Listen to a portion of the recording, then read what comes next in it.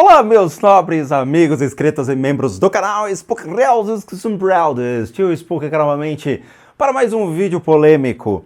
Hoje nós vamos falar sobre um padre chamado Giulio Lancelotti, que está causando um estresse a todo mundo. Ele está fazendo algo louco, ele está doando alimentos aos moradores de rua. Que loucura é essa?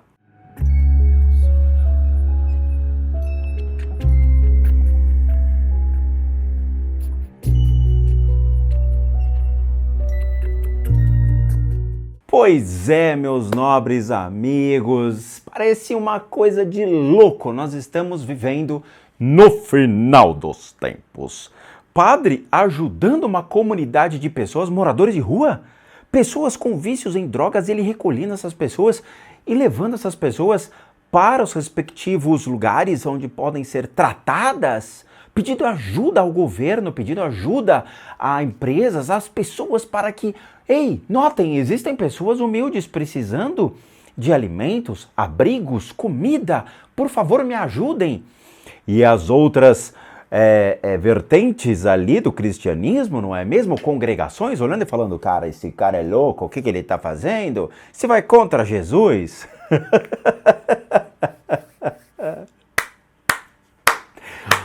Parem o mundo que eu quero descer. Aí muitas pessoas vieram me perguntar, pô, tio Spook, o que está acontecendo com o mundo, cara? Um padre está ajudando pessoas e fazendo o trabalho que ele, então, se colocou como padre. O trabalho do padre é realmente ajudar a sua congregação, ajudar o seu quarteirão. Mas a gente não tem visto muito isso.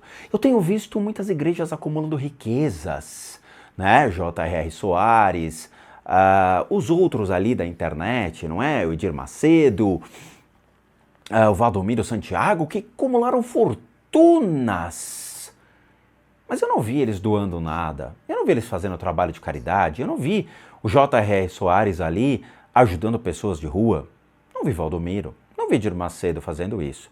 Na verdade, eu não vi quase ninguém, nem da Batista, da Presbiteriana e de outras, fazendo o seu trabalho. Eu vejo muito proselitismo, mas eu não vejo trabalho de campo. Nada. Ao contrário, eu cheguei a ver até figurinhas dizendo que não era para alimentar moradores de rua.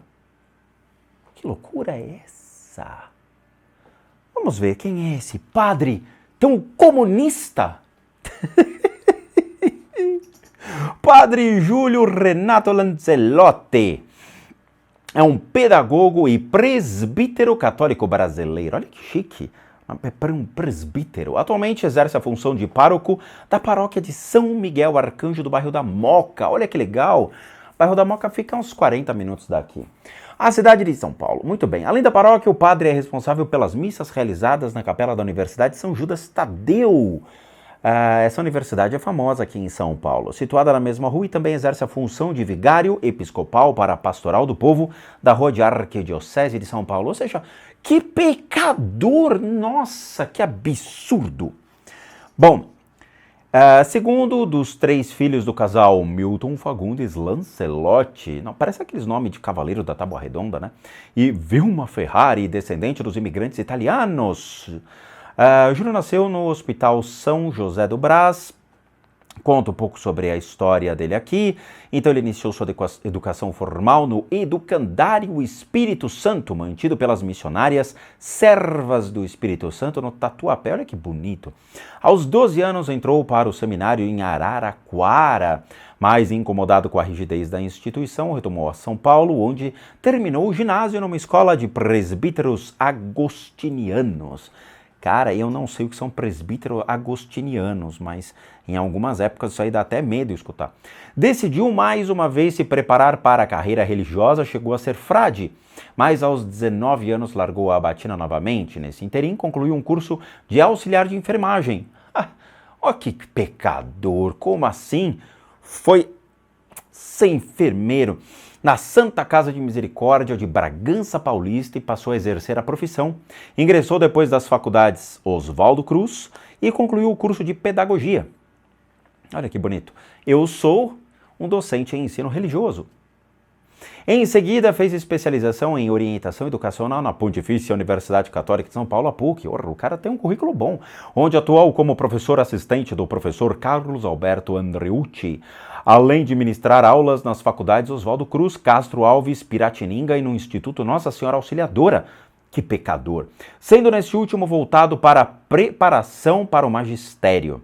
Lancelotti também trabalhou no Serviço Social de Menores, que mais tarde se transformou na Secretaria Municipal da Assistência e Desenvolvimento Social, e no Centro de Apoio ao Imigrante no Brás, dando aulas para crianças com dificuldades de aprendizado.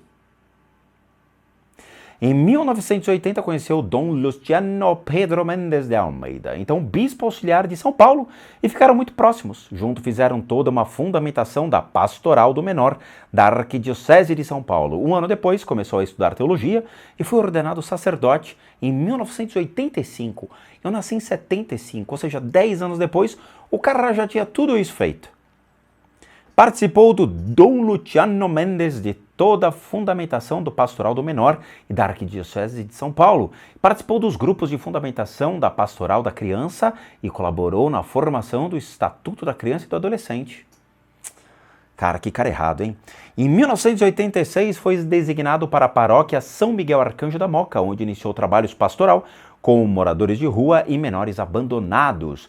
Participou da campanha contra maus tratos ocorridos na Fundação Estadual para o Bem-Estar do Menor, a FEBEM. A FEBEM foi destituída, né? Mudou o nome. Resultou em manifesto contra a política do cacete pedagógico e na demissão do presidente da FEBEM, Maria Inês Barranca, em março de 1986, substituída aí por Nazi Currimenezio, né? 4 anos depois, foi um fundador da comunidade Povo de Rua de São Martinho de Lima, abrigo para moradores de rua. A comunidade possui a cozinha, a lavanderia e uma pequena mercearia destinada à realização de cursos profissionalizantes. Atua junto a menores infratores, detentos em liberdade assistida, pacientes com HIV e populações de baixa renda e em situação de rua. Acredita na pessoa humana, acima de tudo, como imagem e semelhança de Deus, e considera que todos os cidadãos devem ter seus direitos respeitados. Em 26 de julho de 1991, fundou a Casa Vida Primeira e, posteriormente, a Casa Vida Segunda para acolher crianças portadoras de vírus HIV.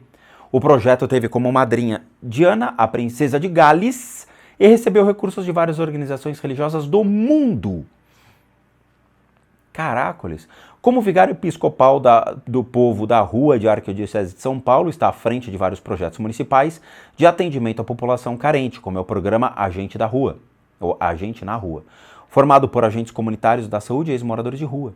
Em 1990, atuava dentro da unidade da FEBEM, por meio da Pastoral do Menor, denunciando maus tratos e torturas aos menores. Por seu trabalho, acabou reconhecido pela Unesco e recebeu seu primeiro título de doutor honoris causa pela PUC. Olha só, nós temos um caso de extorsão. Infelizmente, o nosso querido Júlio Lancelotti, ele foi vítima de extorsão recebeu, né, Anderson Marcos Batista, um ex-interno da então FEBEM. De acordo com a denúncia, o casal ameaçou o religioso, que foi esse Anderson e a sua esposa, ameaçou o religioso durante 3 anos com acusações falsas de pedo para obter vantagem financeira. E isso foi um inquérito da polícia que foi apresentado publicamente. E ele queria então vantagens financeiras sobre o padre. Em 2004, Anderson e Lancelotti chegaram a ir juntos a uma concessionária de veículos para comprar um Jeep Pajero financiado pelo padre. O casal chegou a ser detido e liberado em 2008, mas foi novamente preso em 2011, após o Ministério Público denunciar que Batista havia encontrado e ameaçado matar o padre. É isso aí, cara.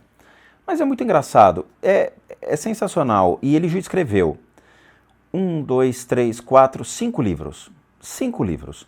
Então ele escreveu a Padre Júlio Lancelotti, Defesa dos Excluídos, Jesus nas Ruas, na trajetória do Padre Júlio Lancelotti, Tinha uma Pedra no Meu Caminho, Invisíveis na Situação de Rua, Amor à Maneira de Deus e Coração, Amor e Compaixão.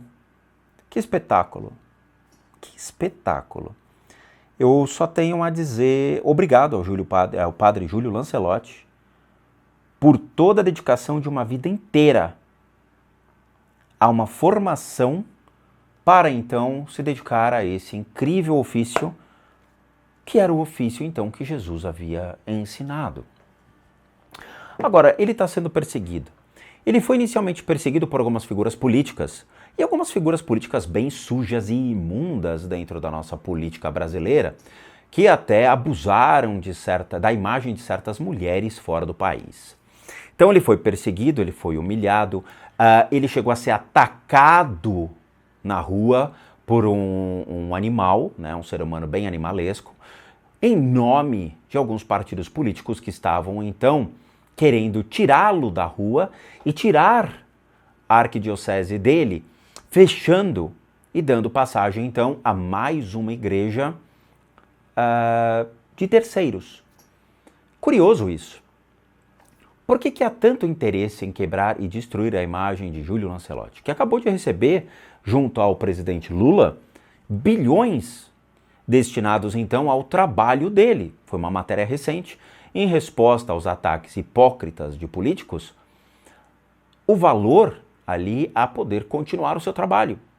Mas por que isso? As pessoas não entenderam o que está por detrás de um ataque a uma pessoa que está fazendo um trabalho direito. E eu trouxe literatura para vocês, para a gente poder explicar.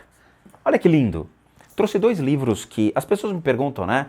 X-Poke, você não indica livro? Eu indico livro Cristão para Cristãos. Então vamos lá. A Religião dos Primeiros Cristãos, Geert Tyson, recomendo. Aqui tem explicações sobre o porquê que o Júlio Lancelotti sofre ataque. Como assim, X-Poke? Nesse livro tem? Tem. Claro que tem. Um dos primeiros preceitos interessantes é o preceito da riqueza. Esse preceito da riqueza, ele remete àquela famosa frase, né? É mais fácil um camelo passar pela agulha do que um rico entrar no reino de Deus. A probabilidade de os ricos entrarem no reino de Deus é pequena. Contudo, uma narrativa informa despreocupadamente que Jesus se fez convidar e acolher ricos cobradores de impostos. Por que isso? Vocês já viram igrejas acumulando tanta riqueza? Tanta riqueza? Por que a igreja acumula riqueza? Por que o Edir Macedo tem uma igreja gigantesca, o Templo de Seu Lamão? Por que J.R. Soares tem uma igreja gigantesca? Por que o Valdomiro Santiago tem uma igreja gigantesca recebendo 100 mil de dízimo? Por quê? Por que eles constroem impérios? Quanto essas pessoas têm de poder financeiro? Helicópteros, aviões, gado, fazenda, carros? Por quê? Jesus acumulou riquezas? Não. Jesus não tinha um puto no bolso. Tudo o que ele fazia era em prol a uma população. Quando Jerusalém foi tomada pelos romanos e pelos imperadores, leia-se Pôncio Pilatos, Tibério e outros, todo o povo se viu à mercê de soldados armados e um poder gigantesco sobre pessoas que não tinham capacidade de lutar. Não tinham escudos, não tinham roupas, não tinham espadas. Jesus, então, junto com toda a sua família, seja João Batista, Tiago, Simão e outros, até mesmo parentes, não é mesmo? Porque ele teve irmãos, começaram a se sentir, então, ameaçados pelo poder romano. Então eles passam a defender o seu direito, como descendentes dos hebreus, judeus, a lutar pela sua honra, a ajudar o seu povo, a doar. Jesus tinha uma visão, naquele tempo, então, uma visão socialista, onde ele dava recursos financeiros às pessoas. Por que um rico iria entrar no reino dos céus, sendo que ele não fez o trabalho mais básico, que era doar riqueza à população? Júlio faz isso perfeitamente. Ele doa riqueza, doa tempo, doa esperança, doa vida às pessoas que estão à mercê. São os famosos mortos bíblicos. E eu vou tratar sobre esse tema juntamente a esse incrível livro que vai explicar quem são os mortos bíblicos. E ele ajuda então essas pessoas. Mas eu não vejo pessoas de batista presbiteriana fazendo esse tipo de coisa. Eu não vejo gente de outras ajudando Júlio, fazendo o mesmo trabalho. O que eu vejo é: não alimente as pessoas de rua, não alimente os moradores de rua. Ué, mas então vocês estão indo contra o próprio preceito de Cristo? Que estranho. Será que temos mais coisas interessantes aqui a serem tratadas? O amor ao próximo torna-se, em primeiro lugar, amor ao inimigo.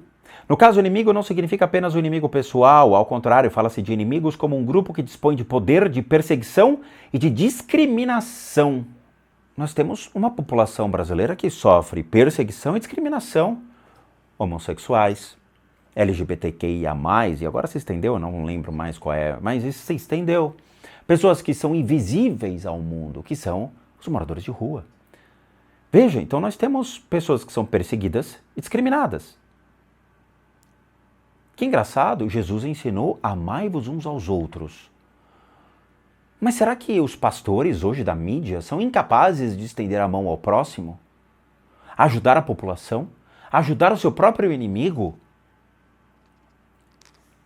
Em segundo lugar, o amor ao próximo expande em amor ao estrangeiro.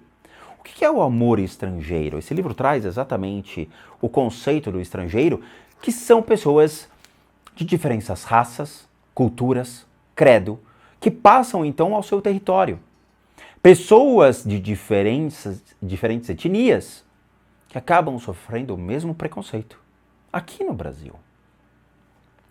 Terceiro lugar, o amor ao próximo torna-se o amor aos pecadores. A assim chamada grande pecadora, discriminadora pelos outros, é acolhida por Jesus e ela responde com seu amor, molhando-lhe os pés com lágrimas e enxugando-os com seus cabelos. Que coisa! Na visão, então, da igreja, dessas igrejinhas, os moradores de rua, eles são pecadores. São. Por quê? Porque eles vivem marginalizados, eles vivem abandonados, vivem na sua droga, no seu vício. Eles são vítimas do seu pecado. Mas quem cria o pecado? Quem criou o pecado? Quem traz o pecado é a sociedade. Eles são vítimas da nossa própria sociedade. Eles são vítimas e discriminados pela nossa própria sociedade. A sociedade que vai dar a droga, a sociedade que vai e destrói o cara, a sociedade que vai e não dá a possibilidade desse cara voltar à vida, é aquela sociedade que o condena. Acrescenta-se então, em segunda característica desse amor ao próximo, destento. Por causa de sua expansão, ele ameaça perder sua simetria fundamental. Os inimigos não são pessoas do mesmo status. Trata-se de grupos que são superiores em poder. Eles não têm o mesmo status. Naquela época de Jesus, quem eram os ditos inimigos de Jesus? Eram os imperadores. Por que os imperadores? Pois eles não seguiam o mesmo status, eles não davam, não distribuíam riqueza. Eles concentravam o poder, eles matavam, eles saqueavam, eles humilhavam um povo. Eles destituíam todos do poder, pois só existiam então Tibério, Pôncio Pilatos, como representantes de um poder, de um status. Quem faz isso aqui no Brasil? Quem fez isso aqui no Brasil? Políticos. Políticos tornam-se a representação máxima de um status quo, pois eles determinam para onde vai a riqueza dos estados, eles fazem lobby político, eles movimentam riquezas e movimentam intenções. Porém, todavia, contudo, igrejas também são status. Por que eu preciso de um representante da Batista, da Presbiteriana no púlpito gritando, esperneando e pedindo dízimo, pedindo dinheiro e pedindo riqueza? Pois eles detêm, então, o poder. Eles concentram o poder. Eles não distribuem o poder. Eles simplesmente tomam para si. Quanto mais manipulação de massa, quanto mais dinheiro eles arrecadam, mais força eles geram. Forças políticas. Igreja não deveria andar de mãos dadas com o Estado. Já que o Estado torna-se laico, o poder político não tem relação com o poder das igrejas. Porém, nós temos bancadas evangélicas. Porém, nós temos religiosos que se metem junto à política. Não tem que ter isso. Que é o que o padre faz. Ele não precisa de elementos políticos, ele precisa de mão de obra. Ele precisa de pessoas ajudando, pessoas se constituindo, pessoas encaminhando. Áreas da saúde o ajudando, o auxiliando. Veja, quantos discursos políticos lixo vocês escutaram dizendo que as pessoas iam acabar com a Cracolândia. Desde que a Cracolândia foi constituída, nenhum político conseguiu fazer algo. O Dória falou isso. Nós vamos acabar com a Cracolândia. Pagaram para ver. Ele fez alguma coisa? Só mudou a Cracolândia de lugar. Botou todo mundo no busão, mandou dar 2 voltas no quarteirão, eles continuam lá. Vocês percebem que tudo é um elemento político, seja das igrejas ou mesmo de políticos, para manipular então pessoas, para fazer proselitismo, dizendo, olha, eu consegui sanar uma enfermidade aqui, hein? Mas ela continua. Padre Júlio Lancelotti é o cara que foi lá e mostrou para as pessoas, ó, tudo isso aqui é morador de rua, tudo isso aqui são pessoas portadoras de HIV, tudo isso aqui são pessoas com usuários de drogas, crack, e ninguém está fazendo nada. Então eu, padre, vou fazê-lo. A competência dele, para isso, é muito difícil. Pois ele precisa do apoio do Estado. Por quê? Porque eles estão à mercê de uma sociedade. O padre está dando à luz a uma sociedade falando, ei, sociedade, temos um problema aqui. Vamos continuar. Tem muita coisa legal aqui. Deus faz valer sua salvação à medida que ele derruba os tronos, os poderosos e eleva os humildes. Uou! Essa mudança de posição mostra-se ao nascimento do Messias. Se ele nasce como uma mulher simples, do povo, uma mulher que descreve sua condição como humildade, então com isso a mensagem já está dada. Precisamente, articulam frequentemente críticas ao poderoso Satã, que como soberano do mundo reivindica para si o status divino e a veneração correspondente nos relatos da tentação, é a figura do Império Romano. Então, peraí, o Império Romano, então, torna-se aquele que é meu inimigo. É aquele que espreita, que observa, que olha, que é o que significa Satã. É aquele que me acompanha. Quem são, então, essas figuras? Quem estão no poder? Quem são as figuras que detêm o status quo de estarem no trono? Os poderosos. Quem são os poderosos? São os políticos e são os religiosos dentro das outras ramificações, seja ortodoxa, neopentecostal e todas as demais, que não fazem nada, mas eles ficam no trono observando. Eles ficam angariando gado de manobra e eles ficam concentrando riqueza e poder. Então eles agem como a veneração correspondente nos relatos da tentação, como o Império Romano. Vocês estão vendo como a história é cíclica? Nós estamos diante, então, da mesma manifestação silenciosa do que vimos no Império Romano, onde os imperadores, aqueles que se concentram no poder, só observam, só acompanham, mas quando se sentem, então, atacados ou desonrados, eles agem por baixo. Partidos políticos atacando um padre. Que coisa! Sendo que a igreja evangélica anda de braços dados com o próprio Estado, que não é laico. O Estado brasileiro não é e nunca foi laico. Se o Estado brasileiro fosse laico, nós teríamos uma bancada umbandista, nós teríamos uma bancada espírita, nós teríamos uma bancada da quimbanda, do candomblé, budista, hinduísta e judaica. Mas a gente não tem. Nós só temos evangélica. E, obviamente, o padre, sendo um padre Júlio Lancelotti, com todo esse know-how e com a capacidade, então, de ajudar as pessoas, a igreja evangélica olha e fala, uou, ali tem poder, porque poder é aquele que manipula o povo. Que é assim que todos foram eleitos. Sejam eleitos como membros de uma igreja, para ser, então, o seu líder, porque o povo, então, vai aplaudir aquele que tem voz e capacidade de manipulação dentro de uma igreja, ou mesmo aquele que articula na política, ou aquele que articula nos dois, como nós temos a bancada evangélica, aquele que articula na política e aquele que articula na igreja. Isso é poder. Quem comanda o povo, comanda o poder. Sob um aspecto, essa luta pela distribuição de riqueza, então, é conduzida por um poder coercitivo e econômico. Sob outro aspecto, é realizada com um poder persuasivo e normativo. Então você entende que nós temos um grande conflito social e de poder, de manipulação. Eu posso ter uma visão econômica, onde eu vejo as possibilidades de manipulação desse povo para angariar recursos para a política ou para as igrejas, ou coercitivo. Eu simplesmente o obrigo ou menosprezo. Outros grupos de classe são mais fortes e forçavam os mais fracos à cooperação e ao consenso, isso naquela época. E para esse fim, eles usavam como arma ideológica também o poder normativo da religião e o poder persuasivo dos intelectuais. Então você percebe que temos muitos pastores que batem no peito, cagando sua intelectualidade, cagando sua capacidade, sua sapiência sobre tantos textos lindos e maravilhosos que compõem, então, a Bíblia como elementos de estudo, não fazendo absolutamente nada para os moradores de rua, os quais utilizam essa ferramenta como arma ideológica. Ou seja, os políticos utilizam como arma ideológica para ter votos. Eu vou acabar com a Cracolândia, vou tirar os moradores de rua. Ou mesmo os pastores, utilizando então como uma ferramenta dizendo não é para alimentar os moradores de rua, pois a renda tem que ser concentrada junto à instituição religiosa.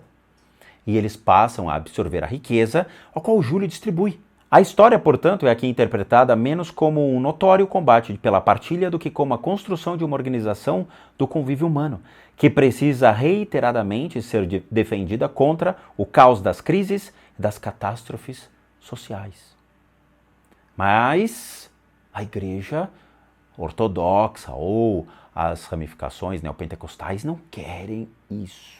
No que diz respeito ao cristianismo primitivo, que foram as primeiras comunidades cristãs formadas, é característico que o Jesus sinótico entra em conflito com ambos os sistemas. Sua entrada como rei messiânico, que no antítopo dos dominadores reais existentes, entra humildemente em sua cidade, indica o conflito com o sistema político. Quando Jesus ele foi expulso de Jerusalém, obviamente por ser um ativista político, junto com a sua família e junto com aqueles que estavam à mercê, e eu vou explicar quem eram essas pessoas, ele passa a ser um ativista político, ele passa a ser um risco político. E quando ele volta de novo a Jerusalém, ele é executado como o rei dos judeus, como um ativista político, um religioso, leia-se, olha só que coisa. Padre Júlio Lancelotti, ele está sendo visto como um ativista. Ele está sendo visto como uma pessoa que está fazendo algo muito ruim, está doando alimentos, está ajudando pessoas de rua. Ele é visto, então, como um ativista. Contra quem? Políticos. A história se repete. Eu sempre falei isso para vocês. A história sempre irá se repetir. Sempre. A mesma maneira que aconteceu com Jesus, Júlio Lancelotti também. A única diferença é que, quando Jesus chegou à frente, então, de Tibério e Pôncio Pilatos, Tibério pergunta para ele, quem é você? Ele falou, eu sou o rei dos judeus. Porra, crucifica-se então o cara. E mataram Jesus. Tá no livro de Gertaysen, é só ler. Agora, vamos entender, tem uma coisa muito show aqui. Página 51 do Diabo Revelado, tá? Só para falar, Lawrence Gardner tem uma biografia aqui de mais ou menos 12 páginas de referência. Inclusive, Gertaysen e Rudolf Bultmann transitam na sua biografia. Então, ele bebeu da mesma fonte que eu. O termo leprosos. Prestem atenção. O termo leprosos era muito utilizado para denotar aqueles que não foram iniciados na comunidade ou que foram denunciados por ela. Os cegos eram aqueles que não aderiram ao caminho e, portanto, não enxergavam a luz. Vamos entender, tá? Todas as pessoas que eram chamados de mortos ou que estavam à mercê da marginalidade e foram negados, eles recebiam títulos. Títulos de leprosos. Você falava, caracoles, tem leprosos naquela época. Não, queridão. Os leprosos eram muito utilizados para denotar aqueles que não foram iniciados na comunidade. O que eram iniciados na comunidade? Batizados. Aqueles que não recebiam o batismo. Aqueles que não faziam parte, então, dentro de um regime, que não eram hebreus, judeus. Eles eram negados dentro das religiões. Naquela época nós tínhamos 3 religiões. A primeira religião era o paganismo. A segunda religião, então, passa a ser os hebreus/judeus. E depois nós temos a formação do cristianismo com a morte de Jesus Cristo. Com essas 3 religiões, aqueles que não então faziam parte de um sistema de crenças eram chamados de leprosos. Os mortos eram aqueles que viviam à margem marginalizados em volta do templo, aqueles que não eram notados, aqueles que não eram reconhecidos. E os cegos eram aqueles que não aderiram ao caminho e, portanto, não enxergavam a luz. O que era a luz? Era a razão, era a elucidação. Cegos eram aqueles que não enxergavam que o imperador, todos os imperadores, que o poder político era algo que estava destruindo a crença, mas eles passavam, então, somente a existir naquele tempo. Eles não lutavam pela sua vida, eles não se erguiam pela sua vida. Era isso. E a mesma coisa acontece nos dias de hoje. Os mortos são os moradores de rua, aqueles que você ignora, aqueles que você não nota, aqueles que você ignora por completo. Você está passando com o carro, você não percebe a existência de moradores de rua. As pessoas pararam de prestar atenção nas pessoas que precisam de ajuda. A igreja passou a ignorá-los. A igreja passou a concentrar riqueza, tirando do povo e concentrando-se num templo. O templo de Salomão, o templo do J.R. Soares, o templo do Valdomiro Santiago, os templos da Presbiteriana, da Batista e de outros. Você não está vendo mais trabalhos como deveriam acontecer. Eles passam, então, a, infelizmente, doutrinar as pessoas, eles passam a castrar as pessoas, eles passam a fazer cortinas de fumaça, pedindo para matar homossexuais, pedindo para atacar pessoas que são inocentes. Se está escrito nos manuscritos, amai-vos uns aos outros, por que eu tenho que escutar um pastor dizendo no púlpito que Deus não conseguiu tirar a vida, então, dos homossexuais, e então as pessoas deveriam se esforçar mais ao tentar fazê-lo? Cara, é loucura um negócio desse. E hoje a mídia, então, que está a favor do Júlio Lancelotti, Lula demonstrou-se a favor do Júlio Lancelotti, muitos políticos que ficaram instigados, então, com aquela coisa de, vamos denunciá-lo e tudo mais, viram que a população se manteve contra, os políticos falaram, opa, tira meu nome da petição, eu quero sair rapidinho disso. Porque sabem que vão ter um cancelamento feroz e que o Lula vai botar no raba de todo mundo que está indo contra o padre Júlio Lancelotti. O que nós estamos vendo é realmente como as pessoas, elas são hipócritas em sua própria natureza. Sejam as pessoas políticas, sejam as pessoas religiosas. Vocês não estão vendo a política como deve ser feita e vocês não estão vendo os trabalhos que os religiosos deveriam fazer seguindo os manuscritos bíblicos, a qual Jesus fazia um trabalho social em ajudar as pessoas, em levantar as pessoas, em dar dignidade, em alimento, zelar pela segurança do seu povo contra a doutrinação, a coerção e a maldade vista pelo Império Romano. Nós estamos vendo exatamente isso. E quando Paulo constitui as primeiras vertentes do que seriam, então, a igreja, a gente vê quanta idiotice foi constituída e deteriorada, onde Paulo arrecada, então, pega e junta todas as primeiras comunidades cristãs que estavam abandonadas depois da morte de Cristo e fala, mano, aqui tem mão de obra, aqui tem possibilidades da gente poder criar poder. A religião tornou-se um artífice de poder e manipulação. Nós temos hoje 85% de cristãos aqui no Brasil. Nós somos o segundo maior país cristão do mundo, o primeiro é os Estados Unidos. Isso torna-se, então, matéria principal para que pastores consigam manipular as pessoas e fazer com que aconteça uma lavagem cerebral. Veja, se pastores chegassem e falassem, não, cara, ao invés de doar o seu dízimo, vá ajudar um morador de rua, não tínhamos mais fome nesse país, não tínhamos mais moradores de rua. Mas ao contrário disso, nós temos pastores que falam, me dê o seu dízimo e não se esqueça, bata num homossexual. É isso que eles estão falando. Nós temos esse discurso claro, nós somos um dos primeiros países do mundo a agredir homossexuais e matá-los. Por quê? A estatística é, se somos 85% cristão, o cristão então não deveria pregar o amor, igualdade, fraternidade, pregar que não existem inimigos e que se existissem inimigos eu daria a minha segunda face, eu amaria meus inimigos, eu amaria estrangeiros, eu amaria aqueles que realmente não me causam danos, não me causam mais problemas. Nós estamos em uma época diferente. Hoje não existe mais o que nós víamos há 4.000 anos atrás. Nós estamos hoje inseridos numa sociedade com ética, moral, com leis, com códigos, com uma Constituição que preserva completamente a dignidade de qualquer ser humano, a integridade. E por que existem então congregações pregando homofobia, misoginia, racismo, ódio ao estrangeiro, ódio a outras crenças? Será que eles não sabem ler a Bíblia? Será que eu, como budista, tenho que trazer esses livros, aos quais eu li para poder entender melhor a religião de vocês e virem aqui falar, cara, o que nós estamos vendo é uma deturpação completa do cristianismo? Cara, eu acho vergonhoso, vergonhoso, as pessoas se autodenominarem cristãos e não fazerem esse trabalho que o Júlio faz.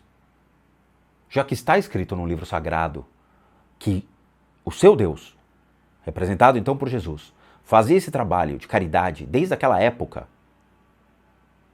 por que vocês não fazem o mesmo trabalho que o Júlio faz? Por que vocês não pegam o excesso de comida que vocês têm em casa e fazem o trabalho que Cristo iria adorar fazer? Olhar para um morador de rua e falar, cara, eu peço perdão porque eu não te vi hoje. Toma sua comida. Mas não, o cristão, ele fica na internet atacando a crença do próximo. E aí eu, como budista, sou vítima do cristão que chega a me ofender. Eu sou vítima de cristão que vai em eventos e me ofende. É surreal. A internet hoje tornou-se uma ferramenta para a destruição completa da imagem do próprio cristão. 85% da população cristã.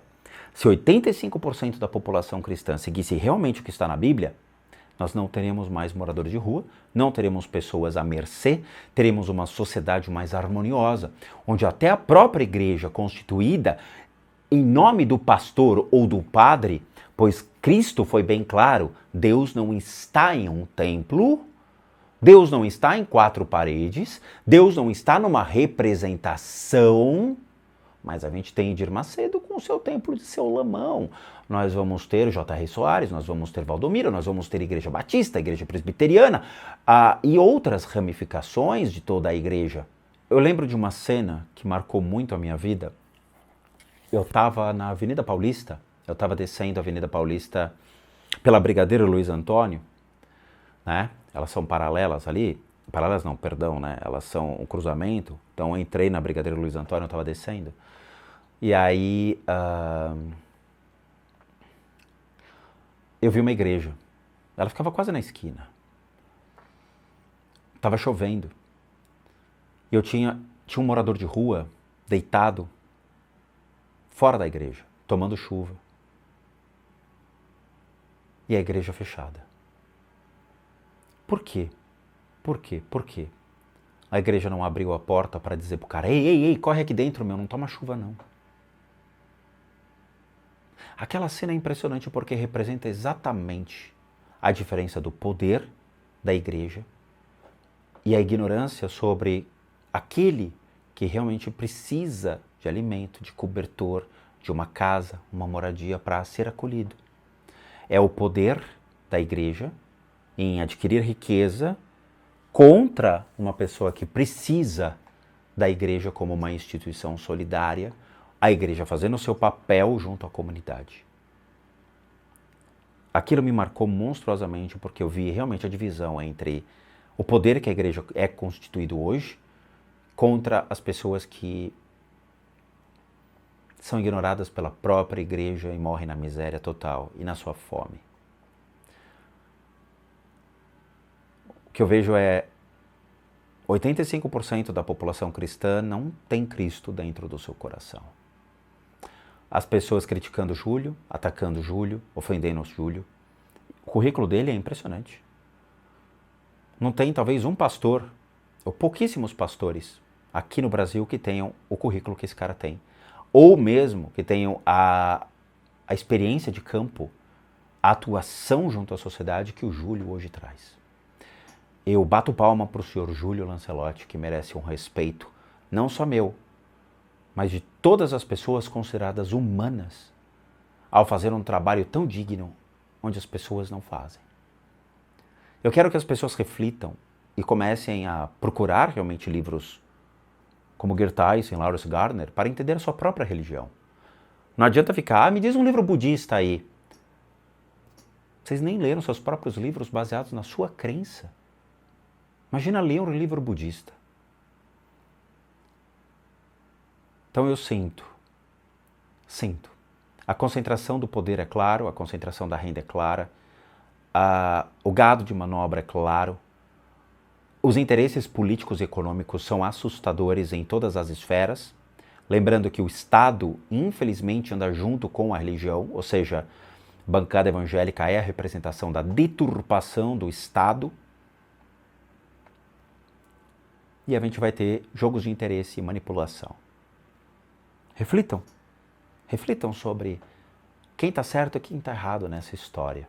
Reflitam, é sério, é o meu convite. Reflitam se realmente Júlio Lancelotti está errado. Questionem o seu pastor. Questionem o porquê que esse seu pastor fala para não alimentar moradores de rua. Ou falem para bater em homossexuais, condenar homossexuais enquanto tem gente morrendo de fome na rua. Pergunte para o seu pastor se ele já alimentou alguém hoje. Se ele fez sopão, se ele fez campanha do agasalho, se ele faz realmente doação de alimentos continuamente, que nem o Júlio faz. Pergunte. Pergunte se ele realmente conhece esses livros. Tem muita gente carregando títulos e não os honra. Pense nisso. E, honestamente, pare de aplaudir seus pastores, principalmente os pastores da mídia, e comecem a ver os pastores e padres que ficam no silêncio fazendo o que o Júlio faz. Esses merecem serem aplaudidos, e não os punheteiros da internet que ficam fazendo proselitismo para ganhar cada vez mais inscritos. Sério mesmo. Reflitam sobre a sua própria religião. Quem está certo e quem está errado sobre a busca do poder. E leiam Lawrence Gardner e Gert Tyson. São esses dois livros que eu recomendo para vocês hoje. Então é isso. Quero agradecer a todos, muito obrigado. Obrigado por assistir o vídeo até agora. Como recadinhos finais, eu, Rodrigo, sou um terapeuta, um psicoterapeuta alternativo, sou licenciado nacional e internacionalmente por institutos que me habilitam, me capacitam, para que por meio de técnicas complementares a gente passe a complementar a medicina e não substituir. Complementamos junto aos tratamentos das enfermidades físicas, emocionais, mentais, bem como as limpezas de casa e as análises de casas. E para aqueles que querem passar por isso, devem encaminhar um e-mail para limpezadecasas@gmail.com e lá vocês vão obter todas as devidas informações, bem como os respectivos valores. Sim, eu cobro, por quê? Porque eu sou um profissional das práticas integrativas complementares. Para aqueles que querem ajudar o canal, nós temos 3 formas de donation. PayPal, seja membro, valeu. Os 3 encontram-se aqui abaixo no canal, basta você doar o valor que você quiser ou puder, e ali vocês vão estar ajudando a gente. E por último, nosso site casasassombradas.com.br, com muita coisa legal para vocês. Vejo vocês nos próximos vídeos, e eu espero que não esteja 26 graus, porque eu estou transpirando, e bons sustos a todos nós.